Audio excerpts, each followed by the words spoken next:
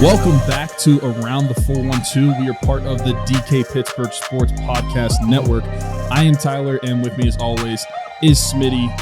Big hand Smitty. How's it going? We got the same hand size. People. We just realized that. Yeah, same hand size, except I'm only a couple inches taller. I don't know. Is that so that you're telling me that picture from the Senior Bowl a couple years ago was photoshopped? Is that what you're telling people? Dude, okay, so this is going to be great because my fiance Kennedy loves whenever I bring her up on the show. She thought that picture of you was like real at first. She was like, "Why does he have that shirt?" Because it was my shirt. It was like my like Hawaii shirt. He's like, "Why does he have one of those too?" And I was like, "You realize it's Photoshop, right?" And then she like zoomed in and could see. But yeah, I think I did a pretty convincing job on that. But yeah, that's. Hey, shout out to Kennedy. By the way, Tyler will not be on the show after this week for the next couple weeks because of this little thing called marriage that's going to be happening in his life, and then he'll be gone for the honeymoon. So until what is it then? What will be the next date that you're on here? Today, when this goes out, it'll be the 7th. So the next date will be March 28th is whenever you'll hear my voice again. Wow. I'll be gone the next 2 weeks because we're getting married this weekend. And then we're going to Hawaii on our honeymoon. So great place too. Yeah. Good location. All right. Good things happening here. Let's get into some of these questions. Are they ever serious? Do we ever get serious questions? There are some, I think, but like, okay. Ian's her is asking, does pineapple go on pizza? They know what's going to happen here. Like we've already had conversations on Twitter back and forth about this. They just want to see follow both of us in real life. If you follow both of us, you know that one of us it's there. Are you actually like a big fan of it, or is it like an I'm okay with it thing? I will eat it. Like you've seen me order pizza. Like I'm pretty basic when it comes to pizza. Like I either like cheese or pepperoni, and I don't really care for much else going on. I'm a very basic guy, but if someone orders like Hawaiian pizza, which actually isn't Hawaiian, by the way, I'll eat it. Like it's not my first choice, but when I eat it, I do enjoy it. It's not like I'm just like, fine, okay, I'll eat it. I do genuinely enjoy the pineapple on the pizza. I don't think it's a bad flavor. However, I know we are polar opposites on this. Yeah. Mm-hmm. So they just wanted to cause us fight. Yeah. Here's my biggest thing is like, I've eaten it. I guess I could theoretically eat it again. It wasn't like so bad where I couldn't finish it or anything like that. I'm just trying to like wrap my brain around the concept of it when it was first created, why somebody put a tropical fruit onto pizza. That's where I'm coming from. But it's kind of like, have you ever had a pineapple, like a pineapple slice on a burger before? No, I think those are actually really good. Like I've had a burger before where it was pineapple and barbecue sauce on it. It was actually really, really good. So I don't know. I guess pineapple is just one of those fruits that people will put on it. At least they didn't put like, I don't even know what could be worse than that. I mean, people put anchovies and stuff on. You're losing. Pizza, you're losing even more now. I would much rather have pineapple than stuff like that. Yeah. The reason we mentioned our hand size, I don't even know if we said this. We actually got 2 questions regarding the size of our hands.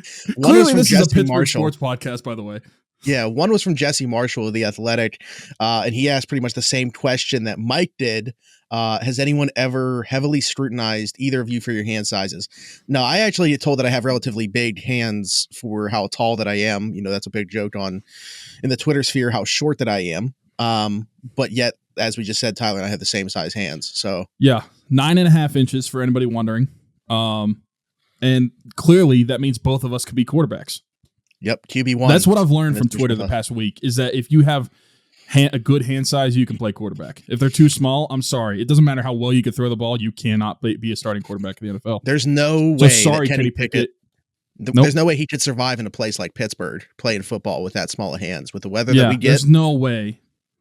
I mean, he would just get beat around. And although, dude, how did they measure his hands? Because he's double jointed in his thumb.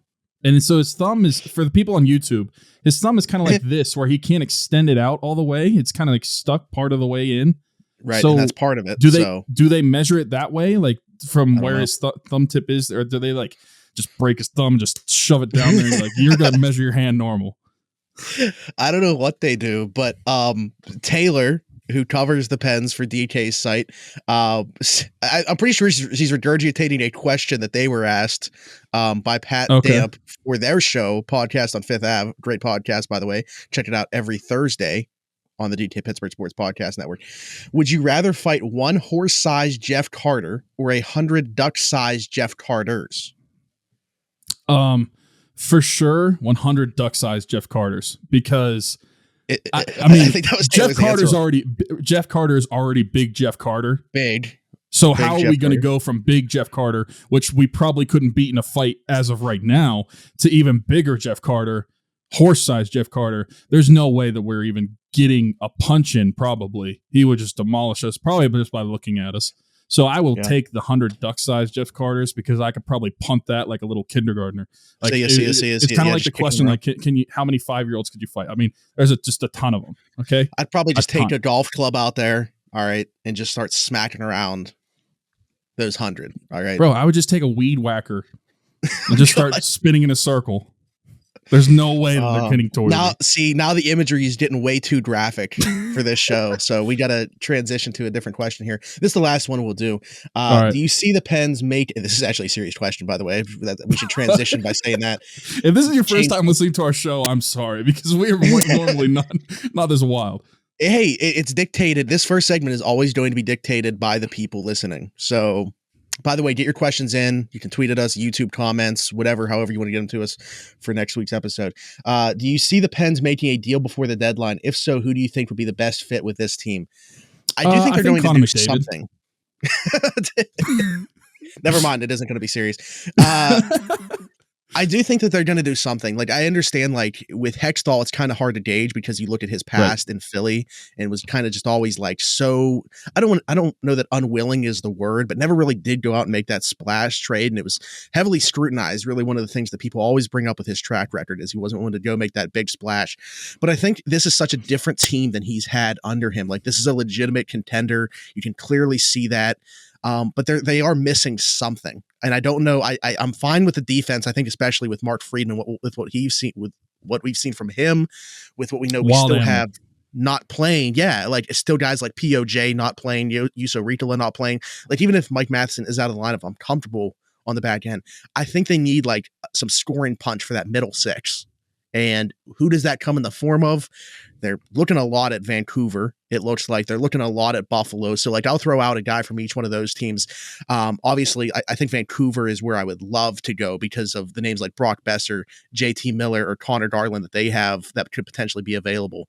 So any one of those three. Now that's obviously to varying degrees what I would give up for them, especially like Besser, free agent at the end of the year. If you go and get him and assume an extension is looming, that Brian Rust has 2 feet out the door instead of 1 at that point.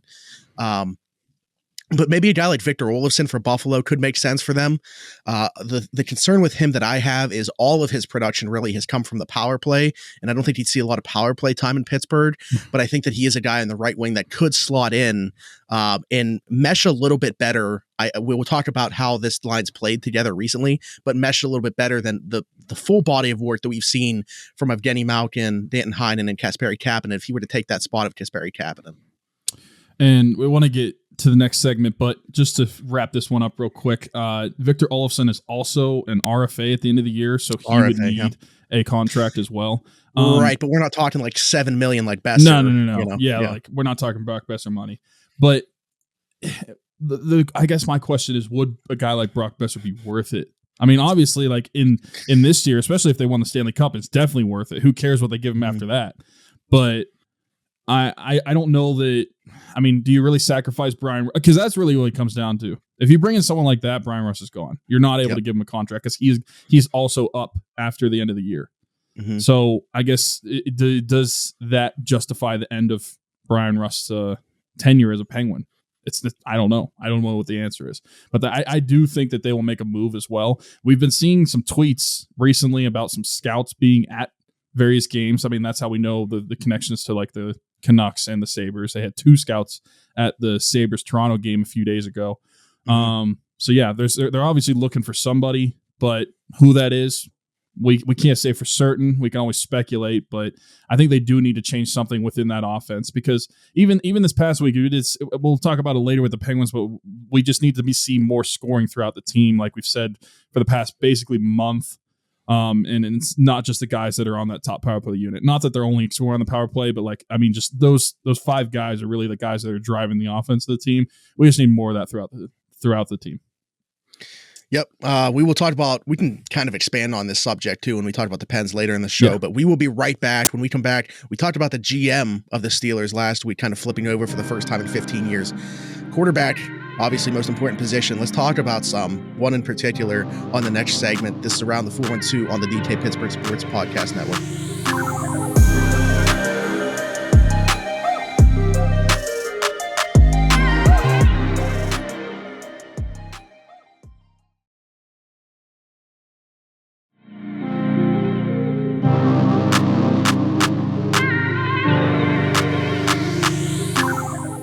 And welcome back to Around the 412 on the DK Pittsburgh Sports Podcast Network. If you haven't already, be sure to subscribe to the channel, leave us a like, leave us a comment, all that good stuff. So Mike Florio, Pro Football Talk, for any of you guys that don't know, has put out in the last couple days a lot of stuff that it seems like he is kind of like in his own lane about when it comes to Aaron Rodgers. Like Adam Schefter's disputing that this is the case. All these other outlets are kind of saying that this isn't true, right? But let's just go based off, let's assume that Mike Florio's got the inside track on this. And his report comes out that basically if Aaron Rodgers were to leave Green Bay, there's 3 destinations for him that he's kind of choosing between if he wants to continue playing and it's not in Green Bay. Denver, which we've heard a lot about, Tennessee, and how about this one? Pittsburgh. Now, this has been taken so many different ways, and I don't understand the opinion that some people have on this, because we know that the whole thing with Rodgers going back to last year when there was a ton of frustration between him and the organization was he was going to have a say. They reworked his deal so he would have a say about where his future was after the 2021 season. So right now, he has a say about where his future is going to be. Denver, out of those 3 teams, can probably offer the best package up for Aaron Rodgers if Rodgers wants to go there. If Rodgers wants to go there is the key part of that, because if he doesn't want to, this isn't like a bidding war type situation. At least the way that I'm taking this. And you can tell me differently. People on Twitter can tell me differently. That's why I'm asking everything as a question, because maybe I've taken this thing the wrong way the whole time. But in my mind, Aaron Rodgers gets full say of where he's going to play. If he wants to play in Pittsburgh, and Pittsburgh is one of the 3 teams that Mike Florio was saying kind of has an offer prepared for for Green Bay should Aaron choose to play here, then that's the only offer that they can take, or try to get the best offer they can from Pittsburgh specifically. It's not like, hey, what does this team want to offer us? What does this team want to offer us? It's he wants to play in Pittsburgh. We got to work out a deal with Pittsburgh. Yeah, I had to ask you because I had no idea how that worked in the NFL. Like I didn't know, like because like another sports, I don't know what the language of the contract is either. Yeah, like with hockey, I know there's like no movement clauses, no trade clauses. Like I don't know how that works in the NFL. Like, can you control like? I don't know. I don't think that that's actually like that. No, but like there's something that's similar to like where in a scenario he can pick like, yeah, you can only accept a trade from this team because that's where I want to go if you're going to trade me. So if that's the case, then I guess like that I would agree with you that that's how that is. I just don't see a scenario where if a team emerged, like I don't even know what's the worst possible team you could go to. Like if the New York Giants or the Washington Commanders, or someone like that, like if they were like, hey, we're going to give you like 5 first-round picks, but Rodgers doesn't want to play there, I just don't think Green Bay could say, well, screw you, buddy, you're going to Washington. Well, yeah, and then he just retire. Yeah, I mean that's the whole thing, right? Is if it's not where he wants to play, he doesn't have to play there. He can retire. And he's talked about that as well. So it really is like a Aaron Rodgers. We're waiting to see where it is specifically that he wants to play. And then a deal needs to be worked out between those 2 teams, not a bidding war across the league. All right. So now let's talk about what it would take to get Aaron Rodgers, because it's not going to be cheap. I understand he's like is he 37 or 38? Something 38. Like that. 38. but he 38, just but came hey, off back-to-back MVPs. and he sat for 4 years. So it's not like there's, 38. He's not 38 in football years. He's more like Right. 34. Yeah. But the fact that he came off 2 MVPs, I just think like it's not going to be cheap. Like this, and I know there's going to be a lot of pushback for trading, and honestly, I have some reservations as well because I know it's going to be at least 2 first-round picks, and then probably Here's another the thing is, pick or so. how well is he willing to do by the organization? Because again, I'm not going to say it's like, he's holding the organization hostage situation, but if it's literally Pittsburgh or nothing, how much leverage does Green Bay have in that case to get multiple first round picks from them? Because Pittsburgh knows what the other side of that is. I guess that's true. I mean, I guess I'm not comparing it to like down. Antonio Brown, where the Steelers only got a third and a fifth. Yeah, I guess we just have no idea what Rodgers is thinking. Whether this is true or not, we have no idea what the case is. But let's just assume like that doesn't happen, and Green Bay will get a full trade from him. Yeah, like it's going to be an expensive trade. Are you willing to give that up? Like let's say it's like a 2 firsts and what would be extra, a third? Like that's exactly what I had in my mind. Like this year's first, next year's first, and then a third from either this year or next year.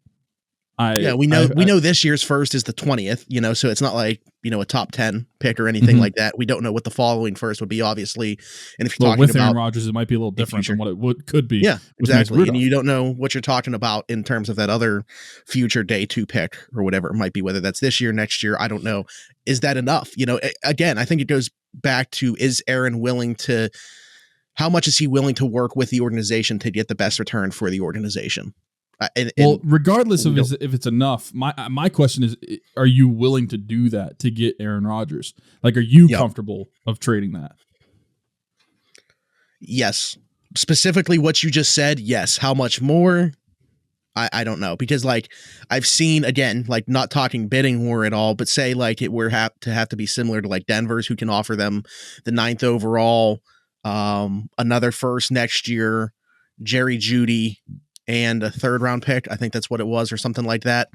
How do you equate that to like the Steelers? Because they don't have that 9th overall. It's 20th overall this year. So then you're talking about throwing in an additional pick, and what equals out to Jerry Jeudy? Because like Jerry Jeudy was a top 10 pick himself.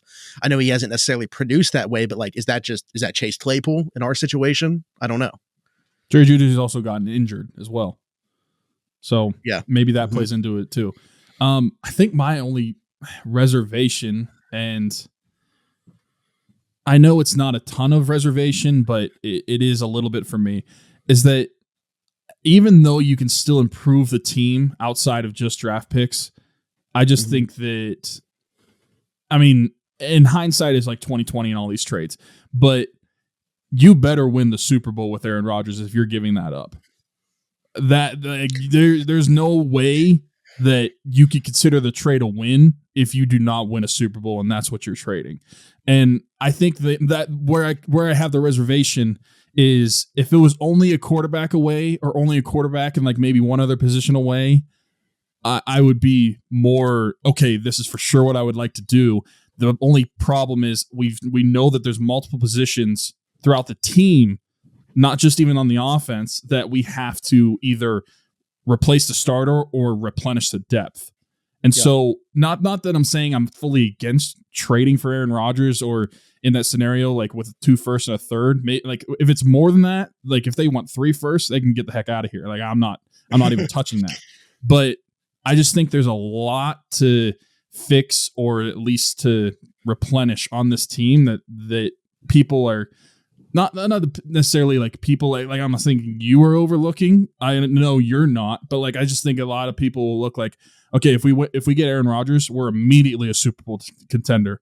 While I think that the team gets better with Aaron Rodgers, I don't think you're immediately a Super Bowl contender, especially in the AFC where it's really hard and you've got a lot of good teams. I just think there's a lot of places, not even just on the offense, on the defense as well, that they have to get some players, and those draft picks could help. So there is some back and forth of whether you think it's worth it or not. Like I think it could be worth it, but like in hindsight, only if they win the Super Bowl. If they don't win the Super Bowl, and there's no way to predict that, then it's not going to be worth it in the end. But that's the risk that you have to take as a GM, I guess. Yeah, the hindsight talk, if they were to not win the Super Bowl, would be crazy. But I understand what you're saying. It just popped in my mind when you were talking about the AFC. Imagine if Pittsburgh was in the NFC, though. I think that we're having a way different conversation because of how open it's been. I don't think that the best quarterbacks are out there, or they're older, like a Matthew Stafford who just won the Super Bowl. Like, there's not like these young guys like the Mahomes, Justin Herberts, Joe Burrows in the NFC. But yeah, the way that I think about it, though, right, is like this year you can make the argument. This isn't my first option, right, for the Steelers to take a quarterback at 20, but they might do that. So if you're talking about trading that pick for a quarterback anyway, as opposed to taking one at 20, to me, that kind of cancels out, right? So then you're talking about the additional first and a third then for Aaron Rodgers as opposed to a Kenny Pickett or Malik Willis. To me, that's a no-brainer. But, I mean, again, we don't know that package would do it, you know? I think it's a no-brainer. Only if you get to where you want to go with it, because on the flip side, you don't know if one of those quarterbacks that you could take will pan out. But that's also the chance in that end. Like, you're taking the chance with Rodgers to try to win a Super Bowl. You're taking a chance on one of those quarterbacks to try to be a franchise guy. So I think there's like some say for both sides of that. And when it comes to free agency and stuff, spending money, right? Like, sure, the Steelers would have a little bit less money. When I say a little bit less money to work with in free agency. And I know that money talks, but we all of a sudden become much more of they use this to talk about Denver yesterday, so I'll use the same word here, destination for players. If you're talking about playing with Aaron Rodgers, playing with Mike Tomlin, who's so well respected around the league. Can I bring one player Brian up? Flores. Go ahead. To me, it looks like Aaron Rodgers and Davante Adams want to play together. Oh, God. So could that be a destination for Davante Adams? How much of a discount? If the Packers don't franchise tag him? Because, I mean, the Steelers need receivers. Aaron Rodgers and Davante Adams like to play together. If that actually happens, the Steelers at least have some of the cap that they could make it work. I mean, if Claypool's part of the trade, it becomes more of a conversation. The place where that could happen is Denver. And that's why I think that makes the most sense if he were to play anywhere else besides Green Bay. And I do think that where Davante Adams could go also has a say into where Rodgers wants to go. I do think that they want to play together. Yeah. Not that that's the determining factor, but I think it has a say into Rodgers' opinion on where he thinks he should go, because I mean that's like his like wingman, like the entire 2010s basically. It's like Batman and Robin, but they're kind of both Batman. Yeah, exactly. He's the Batman of receivers. I just think that if you're going from playing with the best wide receiver in football, you're going to want to still play with the best wide receiver in football. So let's figure out where we're going to go. Is that Pittsburgh? Is that Denver? Tennessee? I don't know, but I do think that where Davante Adams would like to go as well. And that's also if the Packers do not franchise tag him, because they still could. I think they're going to. But if they don't, then imagine if you're Davante Adams, Rodgers leaves, and then you got Jordan Love, which, I mean, maybe Jordan Love will pan out, but that's such a downgrade. Yeah, I don't see it happening. Listen, this is just a fun, good conversation to have. And like this time of year, NFL Combine, we still got a couple weeks till the draft. Free agency is looming. Like, this is the time for these conversations to happen, where they're just fun, lighthearted conversations. Is it going to happen? Probably not. But I think that it's worth bringing up on here to get feedback in the comments, to hear people call us idiots. This is so unrealistic, yada, yada, yada. Have at it, because it's a conversation that I'm having fun just saying, you know, it's not going to happen, probably, but could it? Probably not still, but could it? But could it? No, maybe. But okay, let's talk about something that's a little bit more realistic. You brought up the report that the report of the report from it was ESPN, a report of a report, where it was talking about potential free agents coming to Pittsburgh. These ones a little bit more realistic. Names like Ryan Jensen brought up, very good center, just won a Super Bowl in Tampa Bay not too long ago with Tom Brady as his quarterback. Hey, Tom Brady to Aaron Rodgers, that ain't bad. Also, Laken Tomlinson, who most recently spent time with the 49ers, pretty good guard as well. The Steelers could definitely use one of those. And then also, this one you didn't see this, I think, in the report of the report, but the original report mentioned Mitchell Trubisky, who, let's just talk about another quarterback, might as well. It's so wild to me. Listen, I'm not against Mitchell Trubisky. I think that he deserves another shot as a starter. He went to the playoffs twice with Matt Nagy as his head coach, and we've seen how that panned out with a guy like Justin Fields playing quarterback there.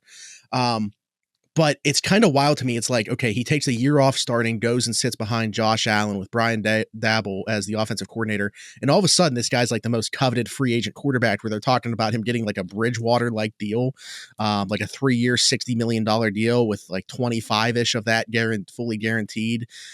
I mean, this is kind of wild to me. At the same time, like when you look at the draft class, when you look at the free agent class, if Russell Wilson's not going to be available, if Aaron Rodgers is kind of just handpicking his destination, and there's pretty limited options with so many QB needy teams, I guess on the surface it makes sense. You know, former number 2 overall pick, he has been to a Pro Bowl. Like I said, he's been to the playoffs a couple times.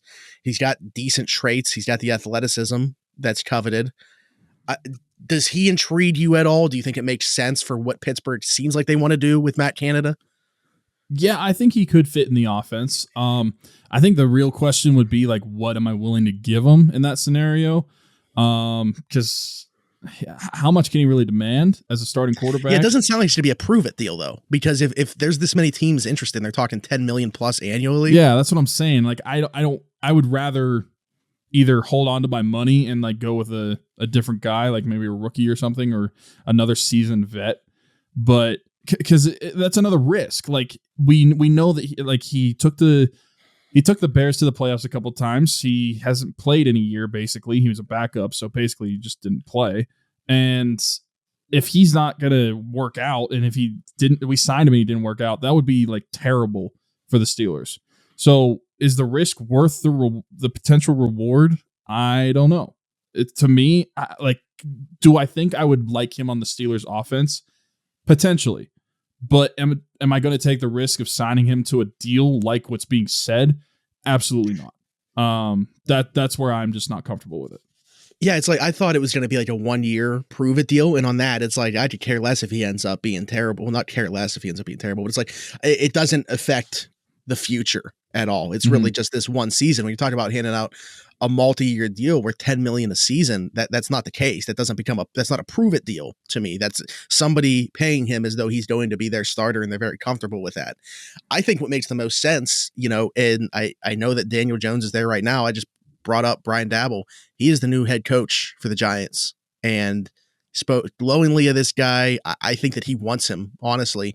And then it becomes what happens with Daniel Jones, you know? So this QB carousel that's about to be going here, basically, to me, once Rodgers makes his decision, is going to be crazy. I think it's going to be an insane offseason for a lot of teams. But that first domino hasn't fallen yet. So am I interested in Mitchell Trubisky? Yes. Do I want him for like a 3-year deal where he's making 10+ million a season? No. Yeah, so we basically agree on that. And before we touch on the 2 linemen that we brought up, let's just keep talking about quarterbacks real quick. Before we started recording, we brought up Jimmy Garoppolo, Carson Wentz, and we both agreed that we would rather have the upside of a Carson Wentz than trading with no draft pick involved. With no draft pick. If he's cut, then he's a free agent, then we can sign him for whatever they want to trade for him. If he is cut, we would rather have the upside of Carson Wentz than have to trade for the floor of Jimmy Garoppolo, which is basically what we said. Like the floor is higher for Jimmy G, but the upside for Wentz is higher than over Jimmy G, and you don't have to trade anything if he's cut. That's another quarterback that if he's cut. I mean, who cares to bring him in? Surgery, what kind of deal would you have to give Carson Wentz to bring him into Pittsburgh? Yeah, I don't know, but it's like from Indy's perspective, what do they do if it's not Wentz? Like, I think that they were really hoping for a Russell Wilson trade. It seemed like it was them in Washington, like willing to make that move, but doesn't sound like he's going anywhere. So where does Indianapolis turn without a first-round pick this year because of that Carson Wentz trade for quarterback? You know, and I guess what I'm getting at is who they bring in going to be any better than Carson Wentz, or should they just hold on to him for another year? It doesn't sound like that's going to be the case. Like it really sounds like they're ready to move on. Yeah. Yep. So I don't know, but yeah. Oh wait, no, Jacob Eason in Seattle now. What? It says Jacob Eason is an American football quarterback for the Seattle Seahawks. Okay, well, I don't know when that happened, but who's the backup in Indy? I don't know. Hold on. Because I thought it was Eason. Let's see. Indianapolis Colts. Sam Ellinger. Ah, right. Now I want it even more.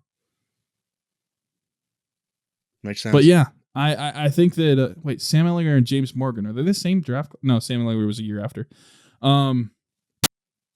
Yeah, I would be open to. I mean, there's multiple quarterbacks that I'm open to. It really just depends on what it takes to acquire them, either in a trade or in a contract. So, yep. Like you tweeted out a list of quarterbacks and you put like a couple words next to each of them. And I pretty much agreed with everything. Like I'm open to a lot. It just depends on varying degrees. Yep. Yeah. Okay, so real quick before we transition to the Pens, back to Pens talk, you mentioned the couple linemen, Ryan Jensen, Laken Tomlinson. They would drastically improve what we got in that offensive line. I mean, we can't take a step back. Obviously, they need to go forward, and I think that has to happen through the draft and through free agency. The one that I'm between those two, it's like Ryan Jensen to me, man. What as a 31-year-old, he's. You can make the argument kind of on the reverse side of Rodgers. He's older in football years because of the nasty style that he plays and the position that he plays, literally always making contact with somebody. But I think on like a 2-year deal that's pretty lucrative in those 2 years, he makes a ton of sense for the Steelers, who not only are lacking from just like a skill set standpoint, they just need talent, period, on that offensive line. There's no identity to it. There's no leadership on it right now. And he has those in spades. It's very young offensive line. Yeah, what this guy would do for everybody else to me is so valuable. I wouldn't have thought that he was going to be on the move pre-Brady retirement, but with him out of the picture in Tampa, I think that Ryan Jensen would definitely be open to moving on to somewhere else. Bring him back to the AFC North. He spent time in Baltimore, so he's very familiar with the AFC North. I love that idea. Laken Tomlinson would be fine too, but I'm really keen in on center before looking at the that's guard. What I was going to say. It's not even just the leadership that he could bring in.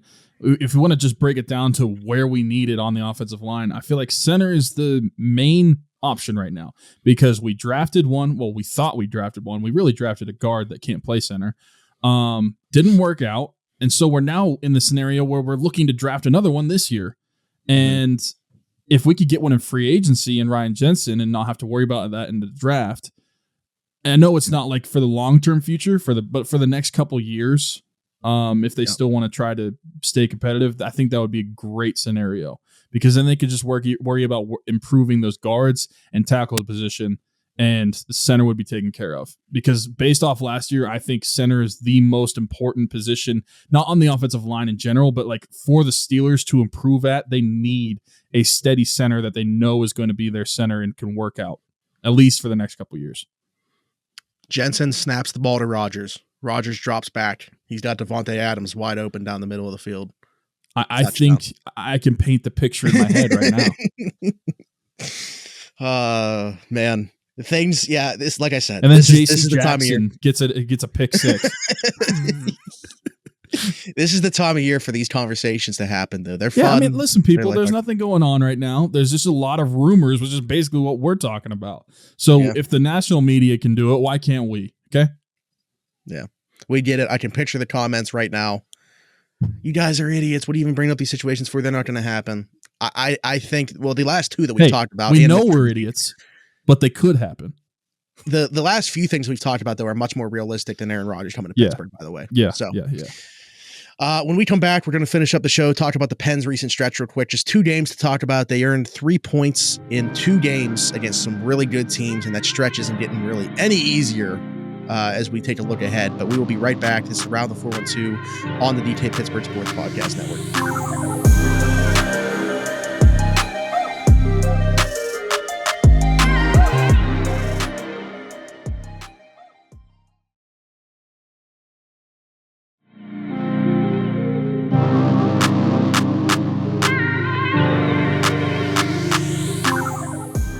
All right, and welcome back to Around the 412 on the DT Pittsburgh Sports Podcast Network. I'm Smitty. That is Tyler. Let's wrap up talking about the Pens as we always do. Oh, you're wearing the Pens hoodie right now. I didn't realize that. I am. Shout out. They're not playing right now, but we got a couple games to talk about. Like I said, 3 points in 2 games against 2 of the best teams in the NHL. Like if you're not talking about the Colorado Avalanche, you got the case that these are the next 2 in line. You got 2 of the top 4 teams right now. Yeah, Florida Panthers in that conversation as well. Hey, guess who the Pens play next? Florida Panthers. Florida Panthers. Tuesday. By the time you guys are watching this or listening to this, they play them tomorrow. So, but let's talk about these two games against Tampa. We'll start with Tampa. That was the first game. Pretty dominant performance from the Pens. It looked a lot like the first game of the season. Difference being that the Penguins actually were closer to full strength than in that opener. But they really controlled play for most of this thing. And it was about as complete of an effort as we've saw from the team since that opening night. One of their better games of the season, I think, and we'll probably still say that when we look back on this. I mean, I don't know what your main takeaway is from these last couple games, but for me, I am really liking the chemistry that I'm seeing specifically between Evgeny Malkin and Danton Heinen. We've seen Kasperi Kapanen and Sullivan touched on this even too. He's starting to gain a little bit of traction. He made some very costly turnovers in his own zone defensively against Carolina, but in the offensive zone, he looked a little bit more confident with the puck. He still hasn't seen that puck go in the net like I predicted would happen.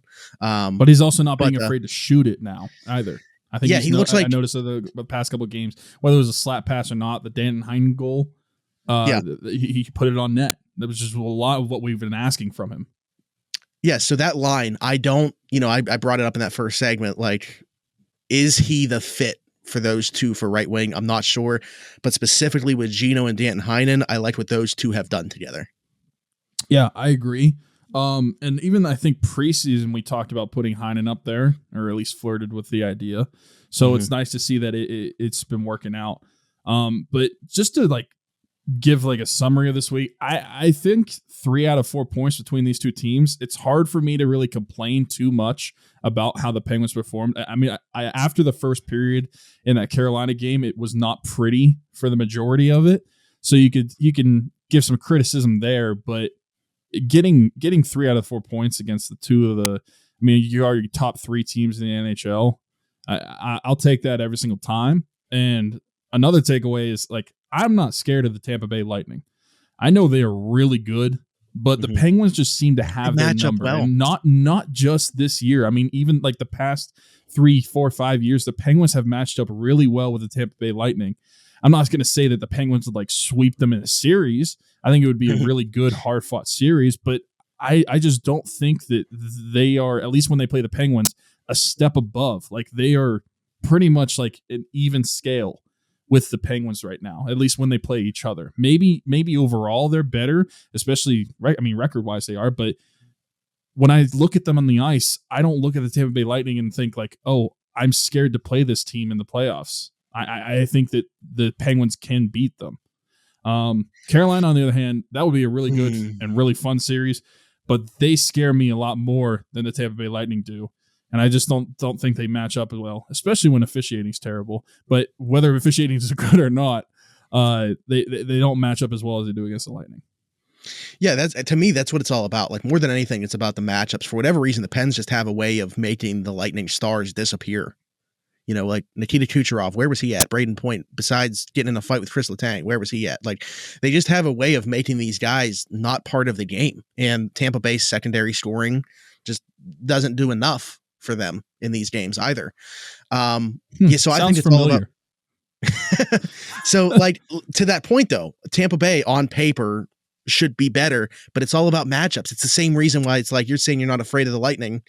But it's like, do I want to get into a play and they're not going to make the playoffs? But right now, if like the Islanders were in a playoff spot, I'd be thinking, I don't want to play them in the playoffs just because of our recent history with them and how they match up against us. So to me, and that's what hockey is. That's what the NHL is. It's just how you match up with certain teams.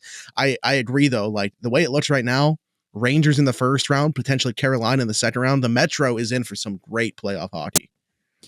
Yeah, and great in sense of hockey, watching the games, but not great for the Penguins. Like, I have no idea who would come out of that bloodbath. The Eastern in general, I feel like, is going to be like whoever gets to the Stanley Cup final, and whether they play Colorado or I was saying the Avs are going to be sitting there with some sunglasses on. That's what I'm saying. Like, I just don't view the West like I do the East. The East is so much harder, and I feel like it's been that way for the entire season. Like, we've known for the past 2.5 months, just looking at the standings. Okay, these 8 teams are going to make the playoffs from the East, and the rest are already out of it. And we're like 2 months into the season. Just playing for seeding. It was just like cut and clear right away. The West is not that case. Really, you have the Avalanche and then everyone else. Even the Golden Knights, they don't look as dominant as they have been over the past few years. I think Calgary's probably the second best team in the West right now. Yeah, and I don't even trust Calgary that much. Like when I compare them to a Florida or a Carolina or like teams like that, like the East is just substantially harder to get out of than the West. So I think it's going to be a bloodbath, like you said, and it's not going to get any easier for the Penguins moving forward. Because looking at the schedule, I mean, we play the Florida Panthers, coincidentally enough, on Tuesday, which we brought up. Then they play the Vegas Golden Knights, which, like I said, they're not playing as well as they have been in the past, but they're still a really good team. And then they play Carolina again on Sunday. They have to play the Rangers multiple more times. They play. I mean, after that, they play the Islanders multiple times, who, even though they're not a playoff team, they play well against the Penguins. So It's not an easy schedule down the stretch. There are some easier teams, but it's still going to be really tough moving towards the playoffs. Let me ask you this, because I think that there's two sides to this, and I'm curious as to what side you're on, because I think that there's pros and cons to this being the stretch for the Penguins. And then I'll tie it into what I just said about the Avalanche. Would you rather the Penguins go through this now, like be so battle tested, playing all these playoff teams by the time that playoff hockey rolls around? Or like I said, you look on the reverse side of that for a team like the Colorado Avalanche, who it seems like right now they don't have a legit number 2 team even in the West. And it seems like they can just skate their way to the Stanley Cup final. Would you rather be battle tested or well rested by the time that those games actually are more meaningful in the playoffs? You know, I feel like the instinct answer would be like, oh, I'd rather be well rested. But I think that how you're playing has such an effect on how your team is doing in hockey. I mean, we've seen like people go in stretches of, or teams go in stretches of good and bad. And I feel like if you're playing against these tough teams now and you're playing well against them, then that would bode better for you moving forward than if you were just like coasting into the playoffs. Because we've talked about it over the years about the NHL and I mean, sports in general. It's all about getting hot at the right time. And that's what happened with this Penguins in 2016, especially. They got hot at the right time and they were coasting in a different way into the playoffs. They weren't coasting in it because they weren't playing anybody and there was no competition. They were coasting in it because they were playing so well and playing so dominant against a lot of teams. I think that I would rather play in these tough contested games, though. I don't want like the players to get injured or tired, but I think that is better for getting in that playoff atmosphere of the games. And I think we've seen that over these past like couple weeks. We've seen a few games that literally feel like playoff games. That game against the Rangers, game against Carolina, game against, I mean, Tampa, we blew them out, but like that's a formidable opponent. I feel like it's better to get in these scenarios and get in these gritty games right now. That way this team is prepared for it come 2 months from time. Yeah. No, I agree with you. I'm on that side of the coin as well. But it's an interesting topic because, like I said, I think there's pros and cons to both sides of it. But yeah, you're not going to be able to say that the Penguins aren't battle tested by the time that the playoffs roll around. They'll have gone through a gauntlet. So also before we end, not just the team itself, I think it's good for Tristan Jarry to go through this as well. Because of the meltdown that he had last playoffs, I think it's better to see him against these good teams. And like we said before, we know he could just shut off in an instant once the playoffs happen. I hope it doesn't happen, but I think it is better for him to be playing well in these stretches too and getting into these playoff atmosphere type games. That way he doesn't look shell-shocked when he's in it again. And I don't think he will be. I think Tristan Jarry has changed from the last year's Islanders series. Quick question. Don't want to expand on it too much.